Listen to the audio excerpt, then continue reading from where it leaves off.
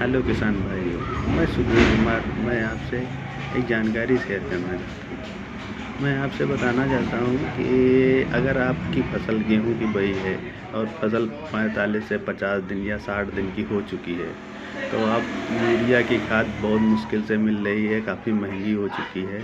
तो आप इसके लिए अलग से कुछ कर सकते हैं। अलग से इंतज़ाम करने की बात इसलिए है कि यूरिया 500 रुपये के बैग पड़ रहा है लोकल में। आप अगर ले रहे हैं तो आप ऐसा कर सकते हैं कि यूरिया की जगह पे नैनो डीएपी को आप लें और 2 से 2.5 ml पर लीटर के हिसाब से स्प्रे करेंगे। नैनो डीएपी के साथ में एक टॉनिक क्रिकॉल मैक्स नाम से आती है, जिसमें होता है कैल्शियम, मैग्नीशियम, करीब 9 पोषक तत्व होते हैं उस टॉनिक के अंदर। उसको भी आप लेंगे और उसका 250 ml को 1.5 बीघे में और 500 ml की नैनो डीएपी को 1.5 बीघे में, उसी के साथ में आपकी फसल में इस समय कोहरा और पाला बहुत तेज़ी से पड़ रहा है, जिसकी वजह से उसमें सूर्य से जो ऊष्मा प्राप्त होती है वो बहुत कम मिल रही है, जिससे उसके पेड़ की बढ़ोतरी रुक रही है।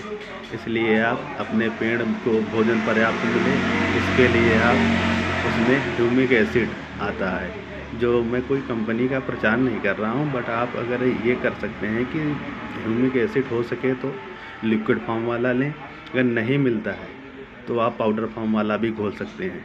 पर लिक्विड फॉर्म में मेरे पास दयाल का है, जिसको मैं अपनी फसल में करीब 250 ml पर एकड़ के हिसाब से 3 दवाओं का डोज डालकर आप स्प्रे कर सकते हैं। 3 दवा कौन सी हैं? एक आप क्रिकॉल मैक्स कर सकते हैं, एक आप नैनो डीएपी कर सकते हैं, एक आप ह्यूमिक एसिड कर सकते हैं। तो तीनों से फ़ायदे ये होंगे कि ह्यूमिक एसिड जो होता है उससे आपकी फसल को पर्याप्त भोजन मिलेगा, आपको वो क्रिया करने लगा, पेड़ सुसुप्त अवस्था में नहीं जाएगा।